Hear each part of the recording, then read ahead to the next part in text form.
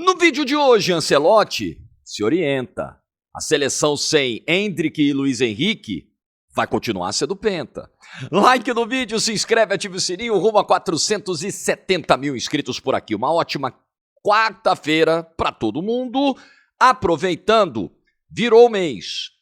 Vou começar a treinar hoje, não é piada de 1º de abril, vai mesmo, começa uma nova rotina na sua vida e com a ajuda do Temporada 90. Minha equipe preparou essa plataforma que vai organizar toda a sua rotina de treinos, desde o acompanhamento das suas medidas até o acompanhamento de tudo que você está comendo, até a área de suplementos, para você organizar tudinho que você tem que tomar ali para crescer, você que está aí do processo de hipertrofia, enfim, tem tudo e sugestões de treinos, a gente monta treinos ali para você de acordo com a tua necessidade, com o teu objetivo. Tem tudo isso por menos de R$15 por mês. A gente começa a ficar meio perdido, né? Sem acompanhamento a gente fica, né, sem saber como ir e às vezes até desiste. Muita gente começa, para, engorda, emagrece, engorda de novo, porque não tem esse acompanhamento. É isso que a gente está te oferecendo por menos de R$15 por mês no Temporada 90. Com 21 dias... você já começa a ver o resultado. Não é depois de 9 meses igual a música do El Chan, não.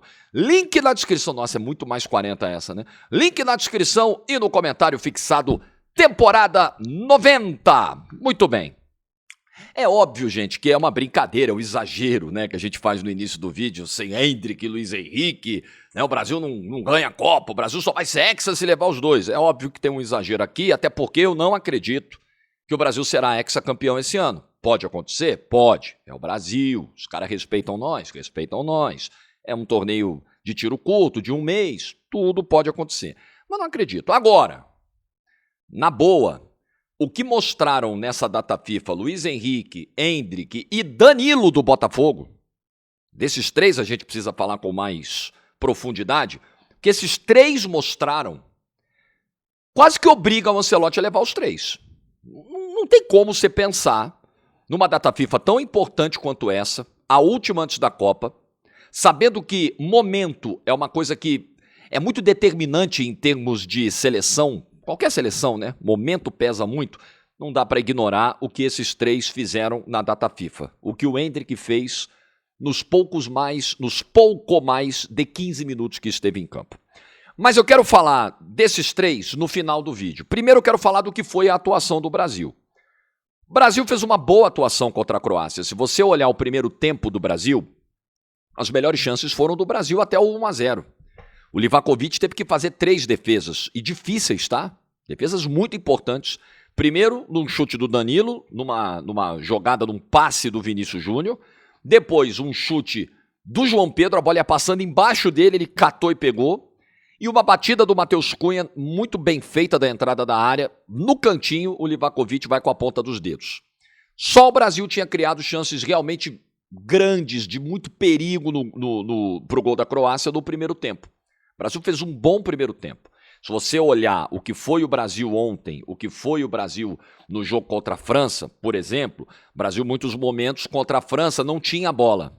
A França é um time que vai te dominando, vai te mastigando, vai meio que te obrigando a baixar as suas linhas e marcar num bloco mais baixo. Contra a Croácia, já era o Brasil com mais posse e tendo espaço para girar um pouquinho essa bola, para circular um pouquinho essa bola no seu meio-campo. Agora, tem um problema dessa formação de 4 atacantes, que é o seguinte: ontem, qual é a ideia, né, que eu acho que está ficando muito nítida do Ancelotti para esse time? Esse time vai ter 4 atacantes que vão marcar a saída de bola do adversário, que vão fazer essa pressão lá na frente, né, o mais adiantado possível. Ontem, isso não aconteceu tanto. O Brasil não conseguiu roubar tantas bolas da Croácia lá na frente. A minha preocupação nesse sistema de jogo do Brasil é quando enfrentar seleções de bloco baixo. Porque, vamos lá, o Brasil vai pegar a Escócia, vai pegar a Haiti, o Brasil vai pegar, em algum momento na Copa do Mundo, seleções que vão se colocar mais na defesa. Como o Brasil vai se comportar? Porque o Brasil está sendo montado não para ser um time de construção, mas para ser um time de objetividade e roubada de bola no campo do adversário. Como vai ser isso contra seleções que não vão te dar o espaço, que não vão te atacar, que não vão empurrar as linhas do Brasil para trás e não vão dar esse espaço nas costas para o Brasil percorrer, principalmente com os jogadores de lado? Essa eu acho que é uma questão E o que deixa mais dramático tudo isso é que não tem tempo. Não tem tempo para você ajustar isso, para você, de repente, até corrigir uma rota. Não tem, não tem. O Ancelotti, quando ele diz, olha, a gente sabe aqui do DNA do Brasil, né, de outros treinadores, porque ele foi perguntado sobre o jogo bonito, né? Pô, o brasileiro gosta do jogo bonito. Ele fala, mas o Parreira ganhou 94 com 2 linhas de 4 e privilegiando o talento do Bebeto e do Romário. O Filipão chegou aqui e botou 3 zagueiros e foi campeão do mundo também. Então o Ancelotti está deixando claro o seguinte, olha, tá vendo aquela magia do futebol ofensivo, alegre do Brasil? É o seguinte, para ganhar a Copa do Mundo, nós não vamos jogar assim, porque a gente não pode jogar assim hoje. Eu acho que tem aí um exercício. Obviamente que o treinador não pode ser tão explícito, tão sincero assim, porque você sabe, né? Tenho conversado sobre isso com você nos vídeos aqui. Infelizmente, a gente vive num mundo em que falar a verdade é um problema. Se o Ancelotti chega e fala o seguinte, olha só, tá vendo aquele DNA que você se acostumou a ver na história da seleção brasileira? Nos 5 títulos mundiais? Então, o nosso time de hoje não está pronto. O nosso trabalho não se desenvolveu, não teve tempo suficiente, não está num estágio que permita. E aí não é só questão de trabalho, é também questão de material, né? Escassez de opções de meio campo e tudo mais. A gente não tem as condições, né? Reunindo todos os motivos, a gente não tem as condições de jogar daquele jeito. Então a gente vai fechar a casinha, porque ele diz, Copa do Mundo é vencida por times que tomam menos gols, não por quem faz mais gols. Então ele está deixando claro, nós vamos fechar a casinha, nós vamos sair em contra-ataque, nós não temos jogador para fazer a circulação de bola no meio campo, nós vamos fazer o que dá para fazer. Se ele chega na coletiva e fala isso com esses termos, é pedrada. Pedrada, é o fim do mundo. Então ele tem que ir contornando, ele tem que ir dando voltas para aos pouquinhos mostrar o que ele quer. Inclusive no Real Madrid ele já jogou assim, dessa forma, né? Aquele Brasil reativo, aquele Brasil mais copeiro, o Brasil do contra-ataque. Até no Real Madrid a gente já viu isso. Tanto que o Real Madrid teve sucesso em Copas com o Ancelotti, por exemplo. Então, esse é o fator, tá, que me preocupa. O Brasil vai conseguir circular essa bola e vai conseguir furar espaços contra equipes que se fechem. Não é que a Croácia se fechou. Outras equipes vão se fechar muito mais contra o Brasil do que a Croácia, muito mais. Mas obviamente que a Croácia, ela não empurrou o Brasil para trás como a França fez, porque ela não tem qualidade para isso, ela não tem físico para isso, ela não é uma seleção para jogar dessa forma, ela não joga desse jeito. Então foi isso que a gente viu no jogo, eu acho que é um ponto que, né, gera uma certa preocupação aí para a sequência do trabalho. Eu não vou nem falar muito do segundo tempo, porque acho que não tem muito o que tirar do segundo tempo, né? O segundo tempo é um jogo muito prejudicado pelas 8 alterações de cada lado, 16 trocas. Descaracteriza demais, eu acho muito ruim. A Croácia entrou no entendimento com o Brasil para fazer cada 8 alterações. Eu acho péssimo, tira qualquer possibilidade de análise, mas enquanto a gente tinha ali as formações iniciais, acho que o Brasil teve um bom comportamento. No primeiro tempo circulou mais a bola, no segundo tempo tentou explorar um pouquinho mais as jogadas de velocidade. A Croácia até começou a gerar algum risco para o Brasil, mas aí depois veio uma porrada de troca e aí não dá muito para analisar o jogo. Aí a gente tem que analisar individualmente o que os jogadores fizeram nesse cenário de reta final de jogo.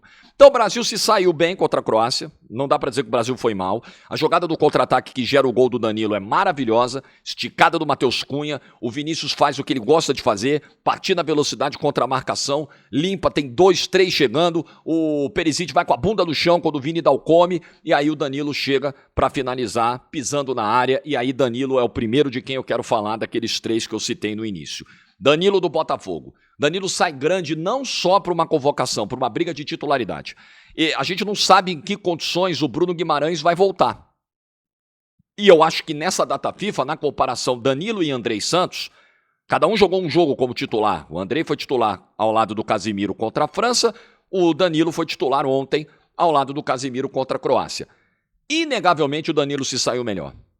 O Danilo é o cara que dá dinâmica, o Danilo é o cara que ajuda no combate, o Danilo é o cara da pisada na área. Foram 2 finalizações pisando na área, uma obrigou o Livakovic a fazer uma defesaça, outra resultou em gol. Danilo é aquele jogador que tá ali, ó, sabe o cara que tá devagarzinho na faixa da esquerda, na rodovia, e tem o cara dando seta para passar, e o Danilo é esse cara, tá dando seta para passar. Danilo sai grande dessa data FIFA, uma belíssima, já tinha entrado bem para ser justo, tá? contra a França e faz um jogo muito bom ontem. É um jogador que hoje se destaca num péssimo ambiente que é o Botafogo. Com o salário atrasado, com o dono fazendo um monte de lambança. Inclusive, saiu uma matéria na ESPN hoje pela manhã, dando conta de que o staff do Danilo vai querer a saída do Danilo no meio do ano. E é uma decisão corretíssima do ponto de vista de carreira do Danilo. O Danilo tem uma Copa do Mundo para disputar. O Danilo vai se mostrando um cara com mercado. E o Botafogo vai se mostrando hoje um clube inviável para um cara que quer jogar no alto nível. Verdade é essa. Desculpa aí, torcedor do Botafogo, mas a verdade é essa. Então já saiu essa matéria hoje aí. Mesmo o Danilo, que em janeiro chegou pro Textor e falou, ou me paga o salário atrasado, eu vou embora, porque já estava com 2 meses. Aí foi lá, pagaram e tal, já está atrasado direito de imagem de novo, segundo a própria ESPN divulgou ontem. Né? Então eu, se sou o Danilo, meto o pé também. Opa, não tenha dúvida, não tenha dúvida. Bom, Danilo então sai grande da data FIFA. Luiz Henrique sai grande de novo da data FIFA. Outra vez o Luiz Henrique pega a camisa da seleção e dá a resposta. Não sente. O Luiz Henrique não joga no mais alto nível da Europa. Ele não joga na Espanha, não joga na Inglaterra, não joga na Alemanha, ele não joga numa liga top, ele joga na Rússia. Ônus e bônus. Qual o benefício? Qual a vantagem? Ele tem um calendário menos apertado que o das equipes top da Europa. Fisicamente o Luiz Henrique parece muito bem. Ônus, o que é ruim? Não enfrenta adversários do alto nível europeu. Mas mesmo assim, meu amigo, ele pega a camisa da seleção brasileira e vai pra cima, e bagunça, e vai cavando falta. Ontem, com metade do primeiro tempo, ele já tinha tomado 3 porradas e gerado 2 amarelos pra Croácia. O Saletassar e o Perisic. Deram 2 machadadas no Luiz Henrique, amarelo pros 2. É o cara do 1 contra 1, é o cara da profundidade, é o cara da confiança. Luiz Henrique, confiança tá no alto, sempre esteve com a camisa da seleção brasileira. É um cara que não pode ficar fora da Copa do Mundo. De jeito nenhum. Loucura o Ancelotti não levar. Claro que vai levar. E mais, o Estevão está num processo nessa temporada de voltar de lesão agora. Vamos ver como é que termina a temporada o Estevão. Final de temporada a gente sabe que é muito exigente. Vamos ver como é que ele termina. Verdade que o Chelsea já tem um calendário um pouco mais desafogado, ele acabou de ser eliminado pelo Paris Saint-Germain na Liga dos Campeões, então se ele jogasse a Champions ainda, ele ainda teria mais 2 datas agora de quartas, mas de qualquer forma, vamos ver como fica a situação do Estevão. Luiz Henrique é outro cara que, dando seta para ultrapassar, eu tô aqui, hein? Respondeu bem. A gente tinha dúvida, né? E eu acho que essa dúvida não era nenhuma viagem, não. Pô, como é que ele vai responder como titular num jogo contra uma seleção europeia, porque a gente vê muito o Luiz Henrique gerando impacto vindo do banco, e às vezes tem jogador que gera esse impacto vindo do banco e não consegue repetir isso quando é titular. Cara, Luiz Henrique foi muito bem ontem, de novo, como tinha ido muito bem contra a França. Então, Luiz Henrique, pra mim, passaporte carimbado na Copa. E aí temos que falar de Endrick. E eu queria falar primeiro da história do pênalti, tá? Eu também não posso esquecer dos gritos pelo Neymar, quero falar sobre isso também no final do vídeo. Sai o pênalti pro Brasil, o Brasil toma um empate numa falha do Bento.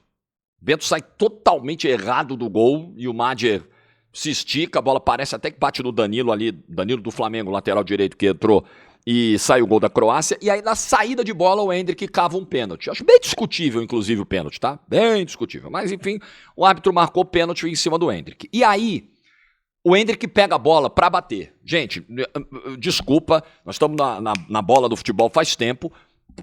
É só olhar. O Endrick não pegou a bola para proteger a marca da cobrança. Não foi isso. Ele não pegou a bola para proteger o batedor de uma pressão psicológica do adversário. Não, ainda mais que era um amistoso. Ele pegou a bola para bater. Tanto que ele aperta a mão do Igor Thiago. O Igor Thiago tipo assim, vai lá. E ele vira e vai bater. E aí o Marquinhos está tenso. Ele pede calma pro Marquinhos. Aí o Ryan botando a mão na boca tipo assim, rapaz, ele vai fazer isso mesmo? E aí do banco vem o Ederson, o Casimiro, o João Pedro. É o Igor Thiago, é ele que vai bater. Aí o Endrick volta e dá a bola pro Igor Thiago. O Igor Thiago vai lá e bate o pênalti. Perguntaram na coletiva pro Ancelotti, acho que foi até o Carlos Gil que fez a pergunta. E aí o Ancelotti falou, não, o nosso batedor é o Matheus Cunha. Como ele não estava em campo, o Igor Thiago treinou bem ontem pênaltis, e aí o Igor Thiago foi lá e bateu. Ele não disse claramente, o Ancelotti é muito liso. Gente, o Ancelotti é macaco velho nisso aí, né?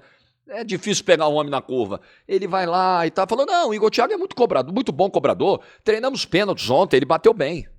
Ele não disse, não, era o Igor Thiago. Não, eu mandei. Não, eu falei pro Endrick não bater. Ele foi lá e, ó, na manha, respondeu e não respondeu. Mas a imagem que a gente mostrou no pós-jogo da GTV era muito clara. Ederson, Casimiro como lideranças e até o João Pedro falando, é o Igor Thiago, é o Igor Thiago. E aí deram a bola pro Igor Thiago. O torcedor começou a vaiar. Porque o torcedor queria o Endrick batendo pênalti. O torcedor que já festejou muito lá no estádio do Camping World a entrada do Endrick. Só que aí bateu o Igor Thiago. Na hora que o Igor Thiago ajeitou pra bater, a galera, aí o próprio Endrick foi lá e falou, não, vamos apoiar. Fez assim pra torcida, apoia. Aí as vaias pararam, o Igor Thiago bateu, o Endrick foi lá, comemorou pra caramba com o Igor Thiago, pulou nele e tal, vibrou. O que eu penso do comportamento do Endrick? Acertou do início ao fim.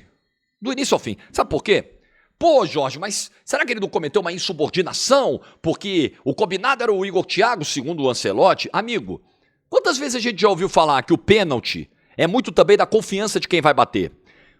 Tem gente que diz que treinar a pênalti só é importante para você ajustar a dinâmica, a mecânica de batida, mas é impossível você simular no treinamento o calor de um momento de uma cobrança de pênalti com o estádio cheio. Não tem como você treinar isso no dia a dia, porque no campo entra o fator psicológico, entra a pressão, entra o desgaste, dependendo de quanto tempo você está em campo, a perna um pouquinho mais pesada para bater, então não dá para simular no dia a dia. Então, na hora, quando um jogador chega, pega a bola e fala, eu tô confiante para bater, isso não pode ser ignorado. Quantas vezes a gente já elogiou o jogador que tomou essa atitude e criticou o jogador que não bateu? Pô, por que o fulano não bateu? Por que o fulano se omitiu? Por que o fulano se escondeu e não mostrou personalidade? O Endrick é um moleque de 19 anos que pega a bola e fala, tá tranquilo, eu vou bater, porra. Eu vou bater, vou fazer. Então, a gente cobra tanto personalidade de jogador, pô, o jogador não se posiciona, os caras são frouxos, são medrosos, o Endrick não é nada disso. Aí a gente vai criticar o Endrick por isso? Não. Ele não cometeu nenhum ato de insubordinação. Ele pegou a bola e falou, tô confiante pra bater. Quando vem a ordem não é pra você, ele foi lá na boa, sem fazer cara feia, sem fazer beicinho, deu a bola pro Igor Thiago, saiu comemorando, pulou no Igor Thiago na comemoração. Irretocável. Irretocável. Tem nada o que dizer do Endrick. Foi muito bem no episódio, do início ao fim. Ele quis bater, não deixaram? Tá bom. Existe uma lista, uma ordem, mas o treinador também pode chegar e falar, não, deixa ele bater, ele tá confiante. A decisão, a palavra final sempre vai ser do treinador, independentemente dos combinados. Os combinados podem ser alterados, tá? Circunstâncias do jogo podem te levar a mudar o plano inicial. E você tem que estar atento à necessidade de mudança do plano inicial, se necessário. Então, o Endrick foi lá e bateu.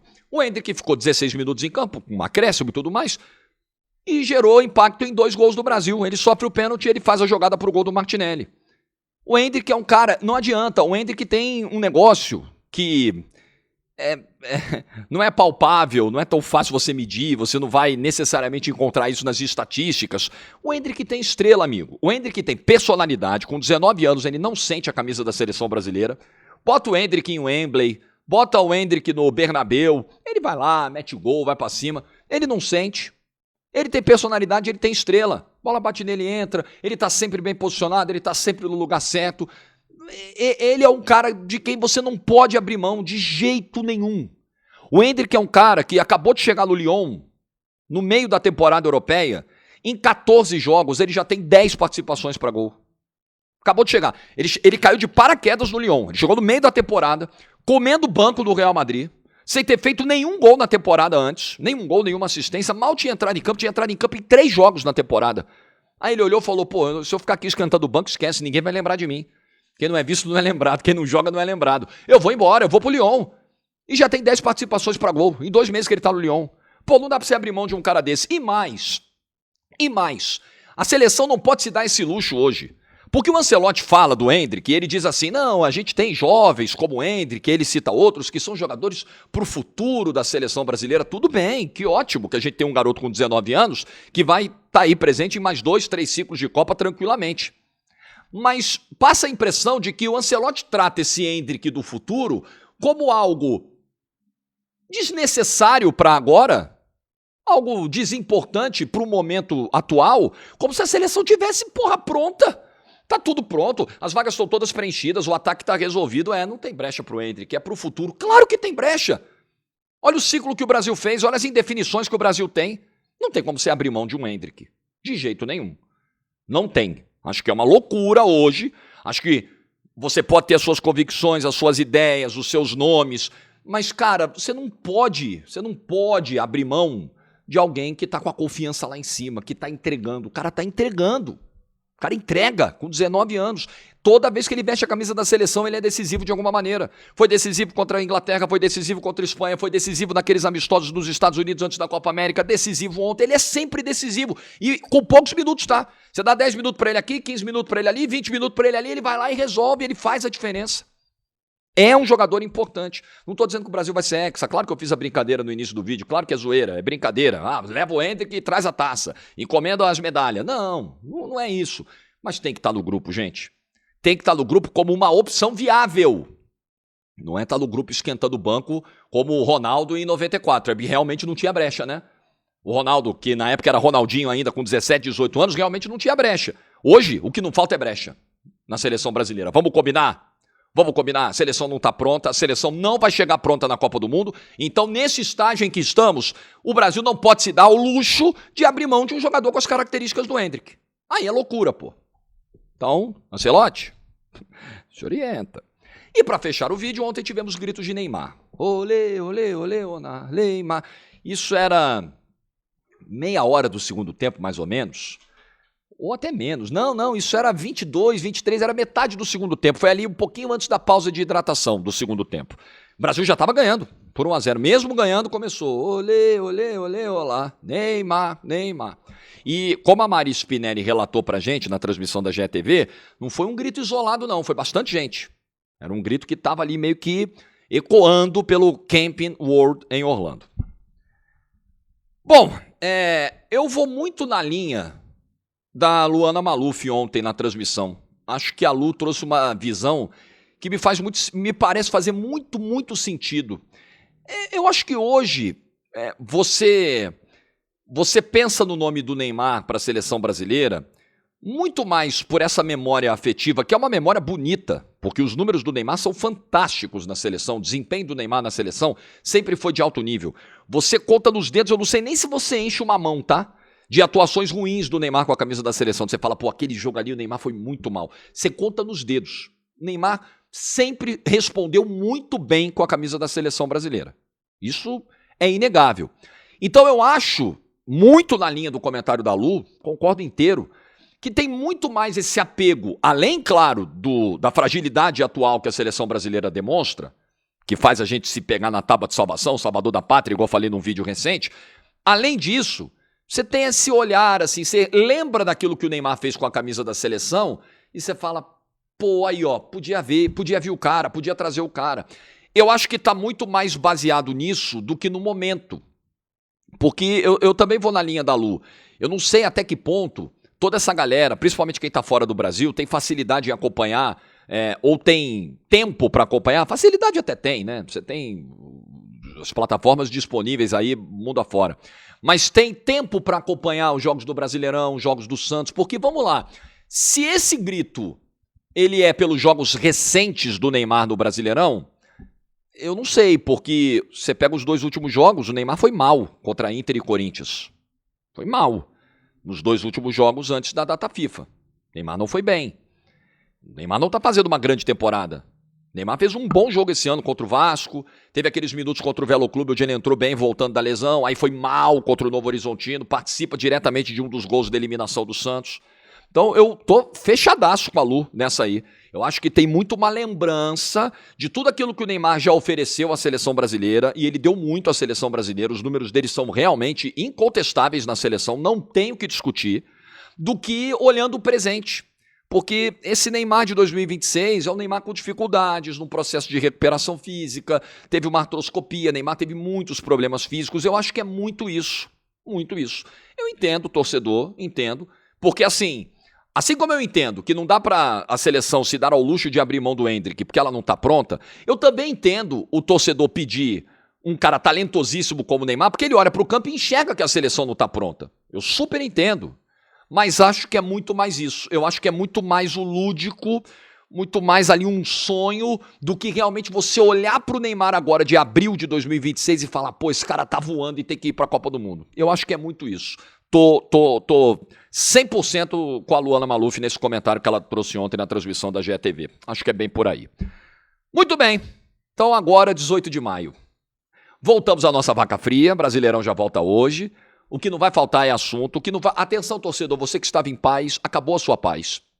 Agora serão 2 meses de Copa do Brasil, Brasileirão, Libertadores ou Sul-Americana. Quarta, domingo, quarta, domingo, quarta, domingo, quarta, domingo. 2 meses para você se estressar bastante. Então, bem-vindo de volta à nossa realidade. E no dia 18 de maio, na semana do dia 18 de maio, a gente começa a falar muito de Copa do Mundo. A nossa chavinha vai começar a virar, porque dia 18 de maio é o dia da divulgação da lista final. Lista esta que está, segundo o próprio Carlo Ancelotti, bastante definida. Acho que não vai ter muita margem para brecha. Mas, Ancelotti, se liga. O Endrick tem que estar nessa aí. Se orienta! Like no vídeo se você ficou até o final. Juízo e tchau!